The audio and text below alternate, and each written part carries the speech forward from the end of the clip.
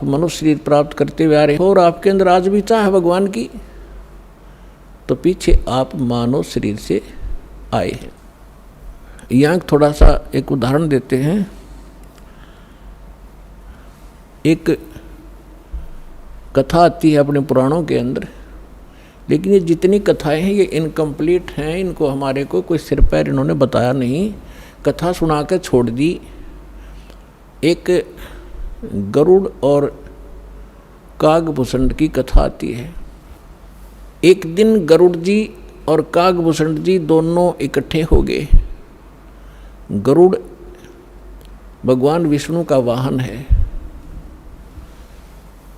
और कागभूषण बहुत अच्छे जो है भक्त हैं। उनका ऊपर से मुंह कौवे का है, शेष शरीर जो है बॉडी देवता जैसी है, मनुष्य दृश्य है। और गरुड़ जी की भी यही दशा है। अब एक दिन गरुड़ जी ने पूछा कि हे कागभूषण, आपके पास बैठकर मुझे बहुत शांति होती है और आप बहुत अच्छे भक्त हो, आपको ये सारी व्यवस्था कैसे प्राप्त हुई? तब कागभूषण ने कहा कि गरुड़ जी, एक लंबी कहानी है, आपके पास समय हो तो सुनाऊं? गरुड़ जी ने कहा कि सुना भाई। कागभूषण ने कहा कि एक समय मैं मानव शरीर प्राप्त था और मेरी 20 वर्ष की आयु थी, युवा था। एक भयंकर अकाल गिरा उस क्षेत्र में जहाँ हमारा परिवार रहता था।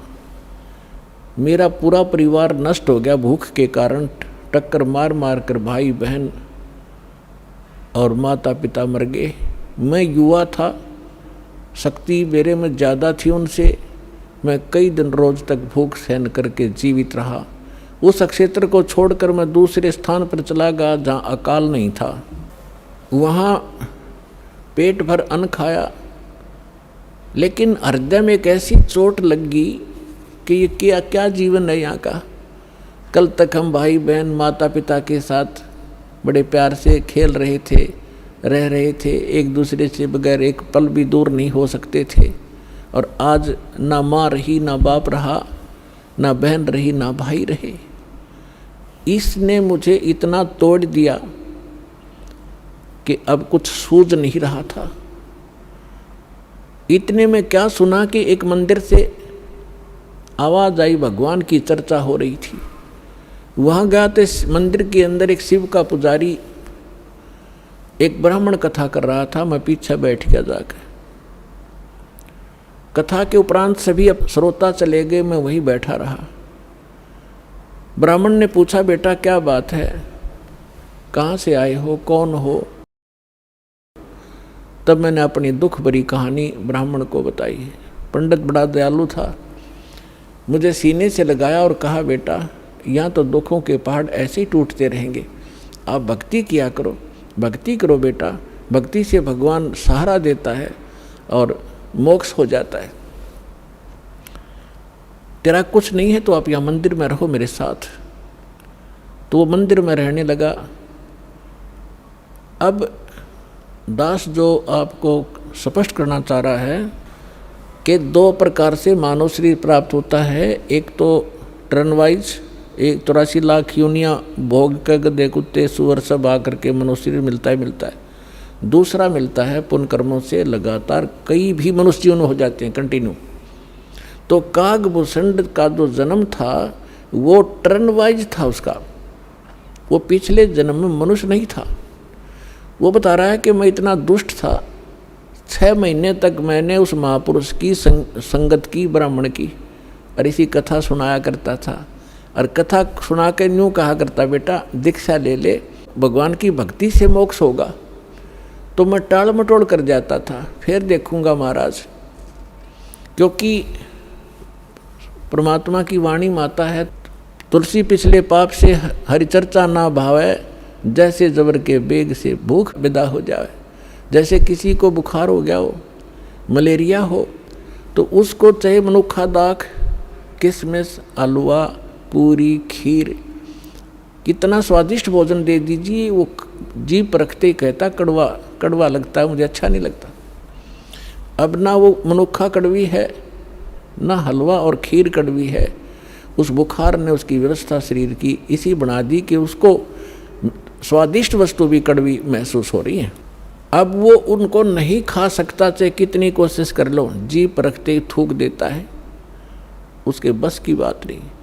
अब उसके लिए ट्रीटमेंट क्या है, उसका विकल्प क्या है कि उसने कड़वी गोली खानी पड़ेगी ना चाहते हुए भी, और फिर वो व्यवस्था ठीक होगी। तो इसी प्रकार उसकी मजबूरी होगी वहाँ रहने की, उस कागभूषण की, और कोई सहारा नहीं था, कहीं रोटी नहीं थी, वहाँ रोटियाँ मिल रही थी, वो रहता रहा उस संत के साथ, लेकिन उसके अंदर वो भगवान की जो मनुष्य दाग सुहावा नहीं थी।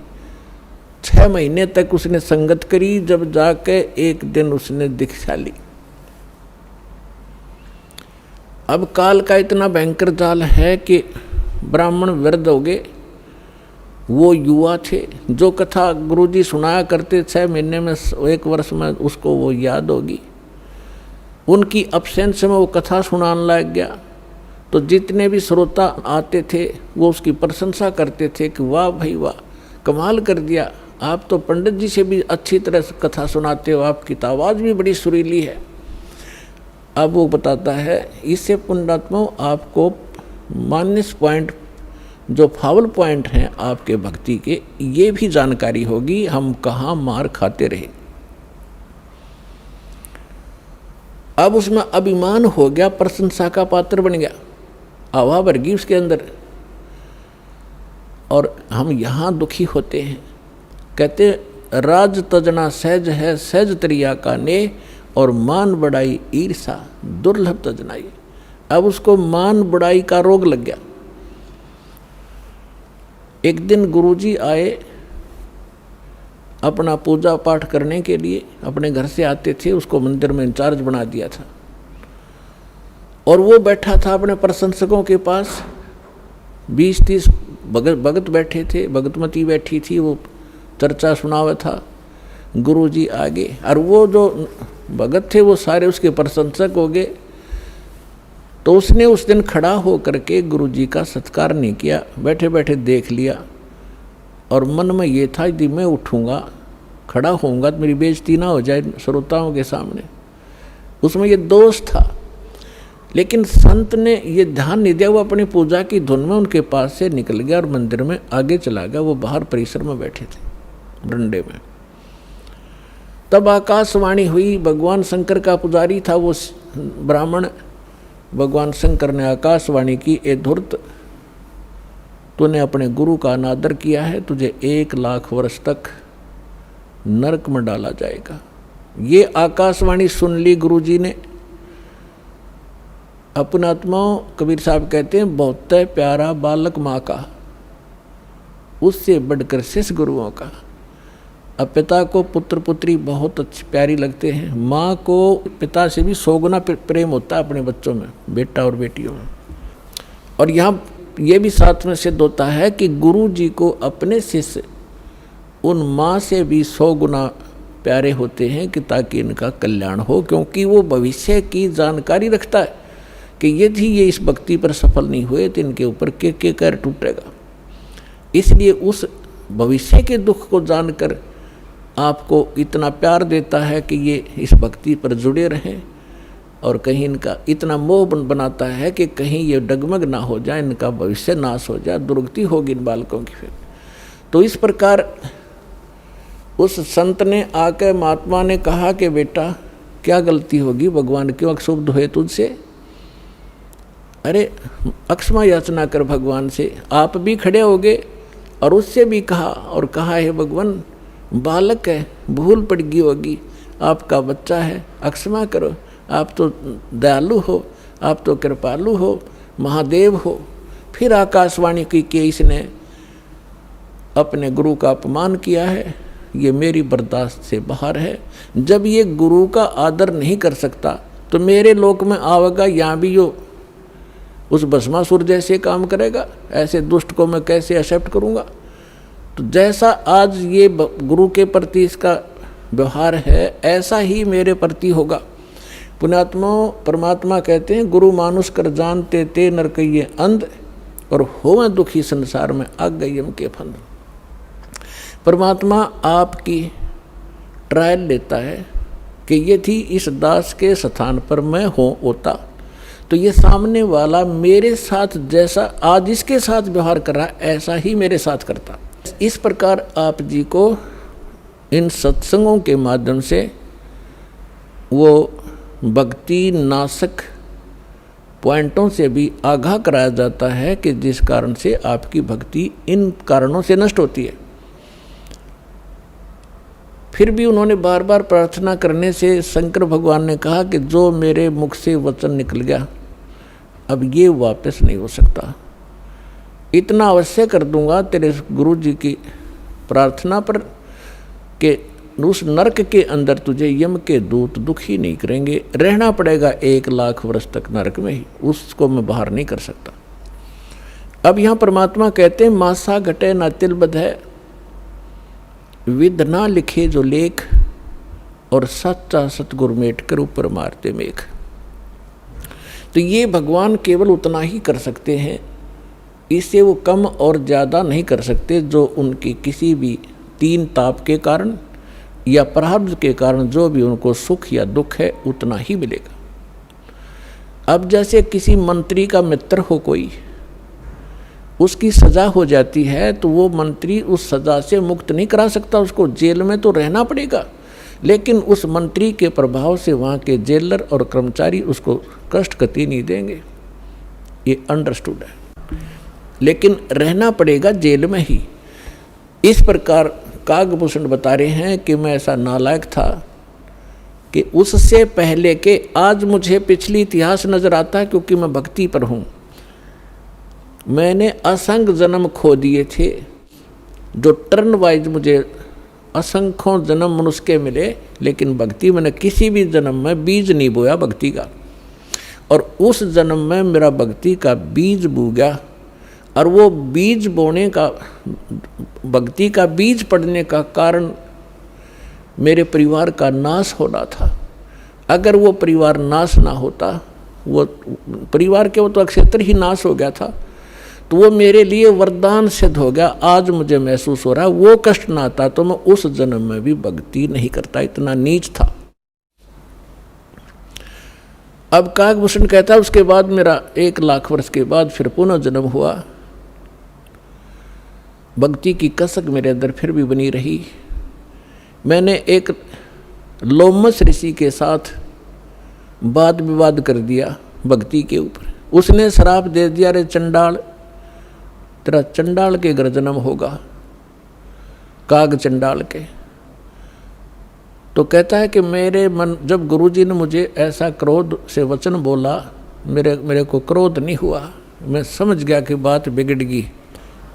मेरे मन में क्रोध नहीं आया, ना दुख हुआ, मुझे एहसास हुआ कि मेरे से भारी गलती बन गई। तो मैंने उनके तरफ करबद्ध होकर के हाथ जोड़ के ऐसे मायूस सा बनकर कहा कि हे ऋषि जी, जन्म तो दास को कहीं दे देना, पर एक वरदान भी दे दो कि मेरी भक्ति भूल ना पड़े। तो उसने कहा, भाई ठीक है, तेरा जन्म तो होगा चंडाल का, लेकिन ये आशीर्वाद दे देता हूँ कि तेरा याद बनी रहेगी भगवान की। तो फिर काग चंड के घर ये जिसका जन्म हुआ, पूरा इतिहास बता रखा परमात्मा ने अपने सूक्ष्म वेद में। ब्रह्मा जी का वाहन है हंस, उसकी हंसनी को ब्रह्मा जी की पत्नी सावित्री उसको गर्भ धारण कराने के लिए काग चंड के घर लेगी। उनके संयोग से फिर कागभूषण का जन्म हुआ। ऊपर से मुंह काग का है, नीचे शरीर देवताओं जैसा है। फिर ये कहता है कि गरुड़ जी उसके बाद जो नेक्स्ट जन्म मेरा चंडाल के घर हुआ कागभूषण नाम से, उस जीवन में मेरे भक्ति की जबरदस्त कसक बनी रही। मैं घूम रहा था, भटक रहा था, गुरु भी बना रखे थे, ऋषियों के पास भी गया था और भक्ति भी कर रहा था। उसी दौरान मुझे एक जोगजीत नाम के महापुरुष मिले। उन्होंने मुझे सतलोक और सचखंड और बहुत आगे की जानकारी दी, और उन्होंने मुझे एक ऐसा मंत्र दे रखा है, उसका जाप करता हूँ और मेरी बहुत लंबी उम्र उन्होंने बख्श दी है। तो पुण्यात्माओं, वो जोगजीत कौन थे? ये वो परमात्मा है कबीर साहब, हमारे परम पुरुष। ये भिन्न भिन्न रूप बना के भिन्न भिन्न नामों से यहाँ आते हैं और अच्छी आत्माओं को मिलते हैं, उनको भक्ति से युक्त करते हैं। तो जो प्रसंग चल रहा था कि जैसे आप पूर्व जन्म के पुण्यकर्मी प्राणी हो, उनको मनुष्य जीवन मिला है, तो वो आज भी भक्ति की कसक आप में विद्यमान है, आप भटक रहे हो। और कुछ ऐसे व्यक्ति हैं एक ही घर में, एक तो इस ज्ञान को सुनते ही भाग लेता है और दूसरे को समझाने की चेष्टा करते हैं तो भी वो नहीं मानते हैं, विरोध करते हैं। तने देवी देवता छोड़ दिए, तने बैठा बैठा दिया है, देवता रुष्ट हो जाएंगे, ये हो जाएगा, नुकसान हो जाएगा, या वो भक्ति करते ही नहीं है। तो इसका कारण बताया परमात्मा ने। कबीर साहब कहते हैं, सठ दल दोनों दीन का, दिल में दोष न धार, सतगुरु का कोई एक है, यू काल का सब संसार। जैसे कोयल जो होती है, ये कोयल अपना अलग से घोंसला बनाकर अंडे नहीं पैदा करती, क्योंकि अलग से वो अंडे देती है तो कौवे उसको खा जाते अंडों को। वो ऐसे सूझबूझ से अपना काम निकालती है। जो मादा काग कौवी कहीं अंडे उत्पन्न कर देती है, उस ताक में रहती है, और जब वो कभी बाहर जाती है अपना आहार करने के लिए, चुग्गा चुगने के लिए, तो पीछे से उसी के घोंसले में अंडे उत्पन्न कर देती है। अब वो कभी वापस आती है तो वो 2 के स्थान पर 4 अंडे पाती है, लेकिन वो समझ नहीं पाती है तेरा कौन सा है, दूसरा कौन सा है। तो उन सभी को वो उसको परिवरिश कर देती है, उनसे बच्चे निकाल देती है और उनमें उसका अपना सा मोह हो जाता है। और वो कोयल सामने देखती रहती है, उनके आसपास रहती है कि कब ये बच्चे उड़ने योग्य हों और फिर इनको मैं साथ ले जाऊं। जब वो देख लेती है कि ये बच्चे कुछ दूर तक उड़कर वापस आने लगे हैं, तब दूर वृक्ष पर बैठ कर अपनी बोली बोलती है कुहू कुहू की। जो कोयल के बच्चे होते हैं वो उस आवाज़ से प्रभावित होते हैं और ऐसे चारों तरफ देखते हैं, उस आवाज़ के साथ वो खींचे चले जाते हैं। और जो काग वाले होते हैं उनका असर भी नहीं होता, वो अपने बैठे ऐसे ही, वो उड़कर चल पड़े। कोयल वाले काग वाले वहीं रह गए। अब कौवी दौड़ती है, उड़ती है पीछे पीछे उनके साथ कि मेरे बच्चे गए, तो कोयल और दूर चली जाती है, कुहू कुहू करती हुई उड़ती हुई, तो बहुत दूर निकल जाती है। कौवी वापस आ जाती है कि कहीं पीछे ये बच्चे तो गए सो गए, कहीं पीछे वालों को हानि ना हो जाए, उनको छोड़कर वह वापस आ जाती है। तो कोयल वाले बच्चे अपनी माँ की बोली पहचान कर उसके साथ चले जाते हैं और काग वाले वहीं रह जाते हैं। घर घर के अंदर आज ऐसी स्थिति हो चुकी है। जो परमात्मा के पूर्व जन्म के संस्कारी हंस हैं, परमात्मा की इस बोली को, कोयल की बोली को सुनते ही फड़क गए और भाग लिए सतलोक आश्रम की ओर। और वो भी अगर छाने नहीं हुए हैं, अभी समझन जोगे दो शेष रह रहे हैं, ये भी हो सकता है, तो वो भी अगर कोयल के होंगे तो अवश्य सतलोक आश्रम बरवाड़ा में आना पड़ेगा उनको। तो ठीक इसी प्रकार पिछले संस्कार से आपको सब वस्तु प्राप्त हो रही है, लेकिन आगे की भी तैयारी करवानी है। जैसे कागभूषण का पिछला संस्कार नहीं था, ऐसा रीजन बन गया और उसके ऊपर इतना सत्संग की बौछार होगी, ना चाहते हुए भी उसने वहाँ रहना था। रोज ऋषि ने संत ने सत्संग करना था, उसका असर हो गया। अब जैसे किसी को सर्प डस जाता है और पहले मंत्रों से यंत्र ये सब जतन हुआ करते थे, गारुड़ एक मंत्र सिद्ध कर लेता है वेद का, और उस मंत्र से फिर वो विष उतारता है। तो उस जिसको सर्प ने डसा हुआ है वो अचेत पड़ा है, ना उस मंत्र की लैंग्वेज समझता है, ना आवाज़ सुन रहा है, लेकिन वो मंत्र फिर भी उसके ऊपर असर करके विष रहित कर देता है और वो सचेत हो जाता है। ठीक इसी प्रकार आज परमात्मा ने यही तरीका बनाया है। ऐसे साधन बना दिए, चिप बनवा दी, वीडियो ये DVD बनवा दी, सुबह दोपहर शाम की आरती कंपलसरी करनी पड़ेगी। अब घर के अंदर जो सदस्य नहीं भी नाम लेना चाहते और ना सुनना चाहते, वो घर से बाहर कहाँ जाएंगे। आप अपनी आरती भी कर रहे हो, आप अपना मंत्र जाप भी कर रहे हो, आप परमात्मा की वाणी सत्संग भी चला देते हो देर सवेर, तो उनके ऊपर उस कागभूषण की तरह एक दिन असर होगा, और वो भी या राम नाम की कलम उनका भी चढ़ेगी एक दिन, और उनका पार होगा, क्योंकि भगवान का वचन है। तो ये तरीका अपनाया परमात्मा ने, परमेश्वर ने बताया कि हमारी काल के साथ वार्ता हुई थी, जब परमात्मा ने कहा था कि मैं नीचे के लोकों में जाके तेरी वास्तविकता बताऊंगा सभी प्राणियों को कि तू भगवान नहीं है, तू काल है, इनको खाता है, इसलिए तो इनको जन्मता और मारता है, पैदा करवाता और मारता है, असली भगवान कोई और है, वहाँ जाने का तरीका मैं बताऊंगा, ऐसा गुप्त मंत्र मैं लेकर आया हूँ। तब काल ने पैर पकड़ दिए, बहुत ज़्यादा जो है प्रार्थना की, परमात्मा ने स्वीकार की। इसने कहा कि भगवान 3 युगों में जीव ना ले जाना, कम ले जाना, थोड़े थोड़े, और चौथे युग में कलयुग में कितने ही जीव ले जाना, इतनी दया मेरे पर कर दो। परमात्मा को भी पता था कि सतयुग त्रेता द्वापर में ये जीव गणे दुखी नहीं होते, और इनकी पूर्व जन्म की बैटरी चार्ज होती है, उसी से ये सुखी होते हैं, और ये सोच रहे होते हैं हम राम और कृष्ण की भक्ति कर रहे हैं, शायद इसी से सुखी हैं, तो इसलिए ये मेरे ज्ञान को स्वीकार नहीं कर पाएंगे। मालिक को मालूम था, तो इसलिए मालिक ने कहा था परमात्मा ने कि भाई ठीक है, चौथा युग जब कलयुग आई तब हम अपना अंश पठाई, और काल फंद छूटे नरलोई, सकल सृष्टि परवानिक हुई। परमात्मा ने कहा था जब कलयुग के अंदर मैं अपना दास भेजूंगा, और फिर ये काल के सब बंधन छूटेंगे, और सारा विश्व मानव शरीरधारी प्राणी और साथ में जो मनुष्य, जो पशु पक्षी हैं, वो भी मनुष्य शरीर धारण करेंगे, और वो सभी परमात्मा की भक्त नाम लेंगे। सकल सृष्टि परवानिक हुई, परवानिक माने दीक्षित होंगे। और कहते हैं कलयुग बीतते 5500 पाचा, तब ये वचन मेरा होगा साचा, और कलयुग बीत जावे जब एता, सकल यानी सभी प्राणी परम पुरुष पद चेता।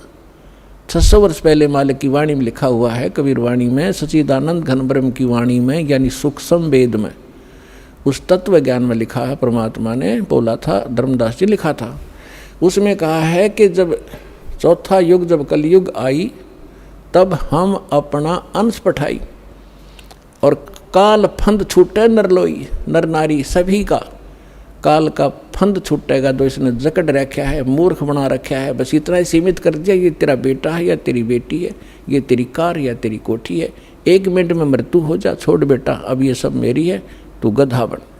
तो यह भूल या हमारे साथ इसने धोखा कर रखा था, इस ज्ञान से अब हमें खूब समझ में आएगा, और हमारे बच्चे भी सुरक्षित रहेंगे, हम भक्ति करेंगे। परमात्मा की शरण में आने से हमारे प्रारब्ध के जो पाप आने हैं, मृत्यु होने, अकाल मृत्यु या कोई अन्य अंग भंग होना है, वो नहीं होगा ही। अगर आप नियमित रहोगे, सच्चा विश्वास के साथ ही सद्भक्ति करोगे, तो वो दुख टलेंगे, आपके बच्चे आखिर तक आपके साथ रहेंगे जब तक, और वो भी मुक्त होंगे और आप भी होंगे, यदि सारे भक्ति पर लग जाओगे। तो परमात्मा ने कहा था कि सकल सृष्टि परवानिक होई, काल फंद छूटे नरलोई, काल का जो बंधन है कर्मों से बांध रखा इसने, और ये सब छूटेगा और सारी सृष्टि उपदेशी होगी। कलयुग बीतते 5500 पाचा, धर्मदास जी से कहा था कि कलयुग बीतते 5500 पाचा, तब ये वचन मेरा होगा साचा। आज से 600 वर्ष पहले मालिक ने ये कहा था कि पूरा विश्व मेरी भक्ति करा करेगा कबीर की, और सभी उस सतलोक के परम परमेश्वर के उस परम पद के जानकार होंगे, सबको ज्ञान हो जाएगा उस परम पुरुष के उस पद का, जो गीता अध्याय नंबर 18 के श्लोक नंबर 62 में कहा कि अर्जुन तू सर्वभाव से उस परमेश्वर की शरण में जा, उसकी कृपा से ही तू परम शांति को और सनातन यानी शाश्वत स्थान को प्राप्त होगा। गीता अध्याय नंबर 15 के श्लोक नंबर 4 में कहा कि तत्वदर्शी संत की प्राप्ति के उपरांत यानी तत्व ज्ञान से परिचित होने के उपरांत परमेश्वर के उस परम पद की खोज करनी चाहिए जहाँ जाने के बाद साधक फिर लौटकर कभी संसार में नहीं आते।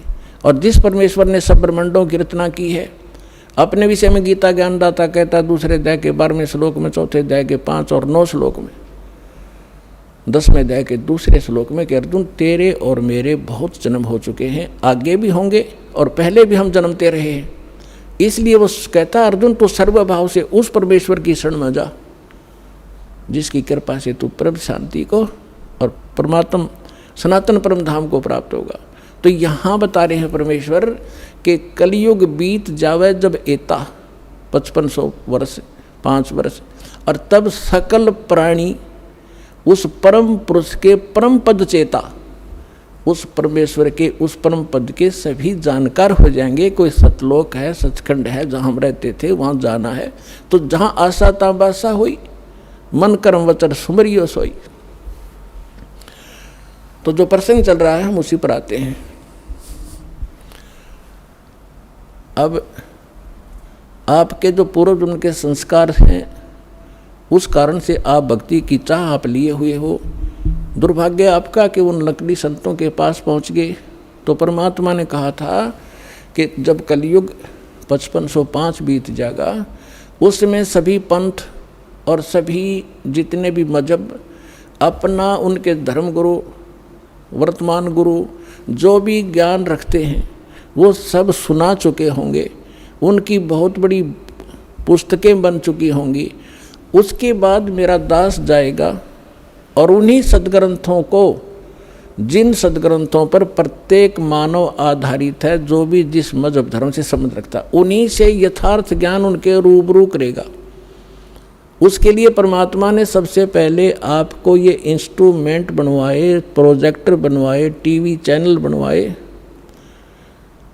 दास आपको तो अब समझ में आएगी कि ये क्या हो रहा है, और आपको इतना तो ज्ञान है कि आज से 10-12 वर्ष पहले इनका नामो निशान नहीं था, और पीछे जाओगे तो किधर सोच भी नहीं थी कि ये ऐसे इंस्ट्रूमेंट बनेंगे।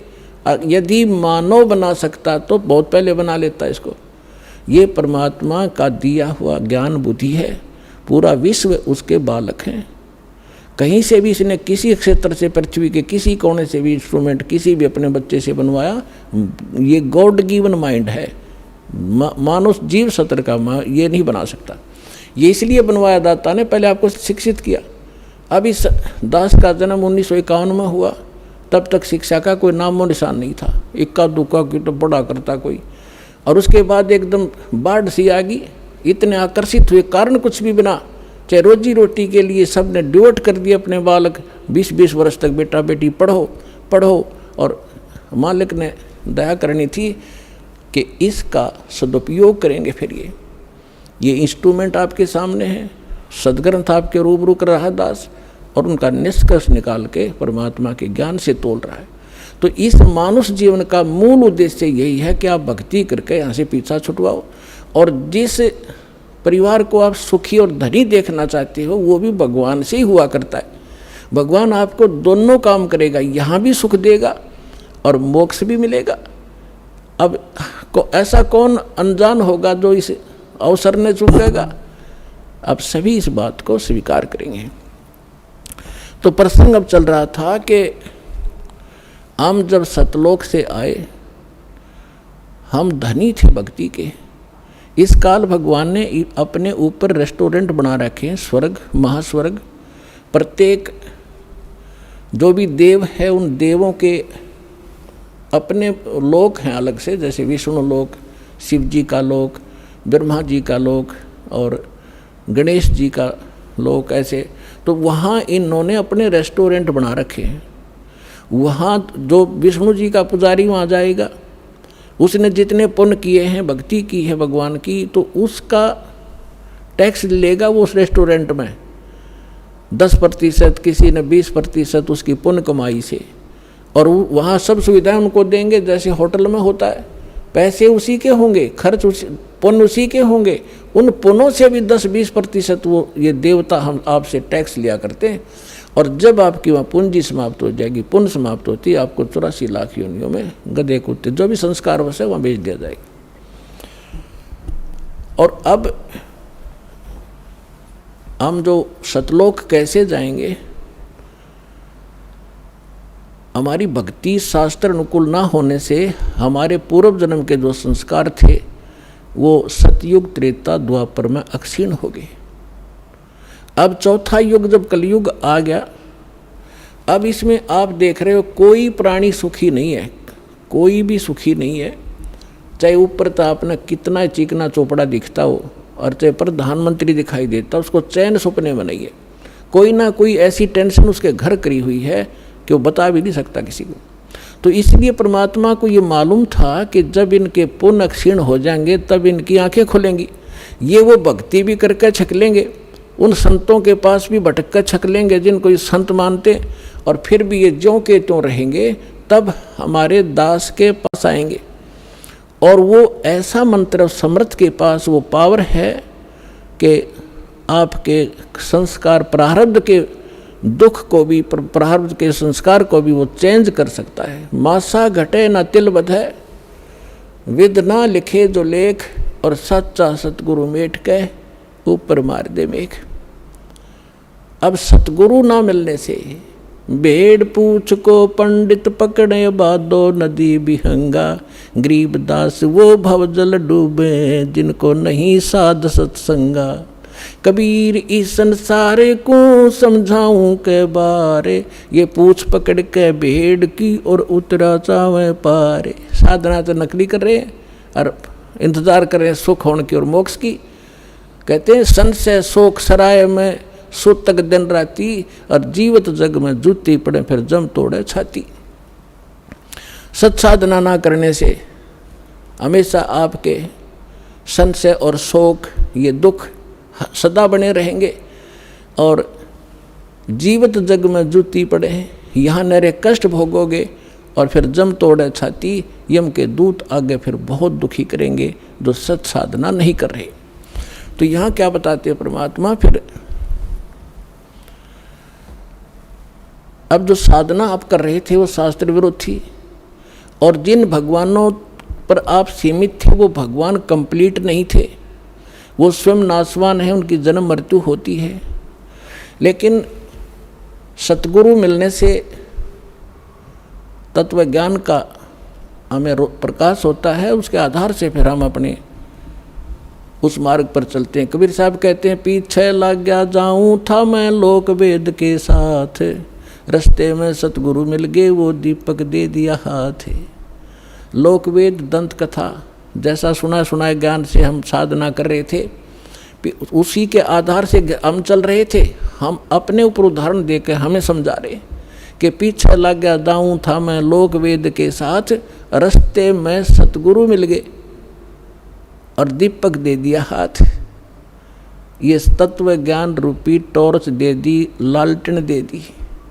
अब इसकी रोशनी में हम गड्ढों में, बोझड़ों में, कांटों में नहीं जाएंगे, इसके प्रकाश से हम सुमार्ग पर चलकर मंजिल पर पहुंच जाएंगे। अब हम आते हैं जो आज प्रसंग शुरू किया था कि हम यहाँ किस लिए जन्मे हैं, हमारा उद्देश्य क्या है, हम क्यों जन्म मर रहे हैं। हम अपने बच्चों के लिए, अपनी संपत्ति के संग्रह करने के लिए सारा जीवन न्यौछावर कर देते हैं, और हमारे सामने या तो कोई बच्चे की मृत्यु हो जाती है या स्वयं ही हम चले जाते हैं। तो उस समय हमारी बुद्धि काम करने योग्य नहीं रहती, केवल हाहाकार, रोना पीटना, अब क्या होगा, बच्चों का क्या होगा, कहाँ जाऊँगा, तो इतनी सी बात समाई रह जाती है। तो यहाँ परमात्मा हमें याद दिलाते हैं कि अब आपको एक विकल्प दिया जा रहा है कि आप ये साधना करो जो शास्त्र अनुकूल है, और शास्त्र अनुकूल साधना इस दास के अतिरिक्त इस विश्व में नहीं है। कुछ दिनों में पुदिमान हो आपके रूबरू सारा ज्ञान होगा।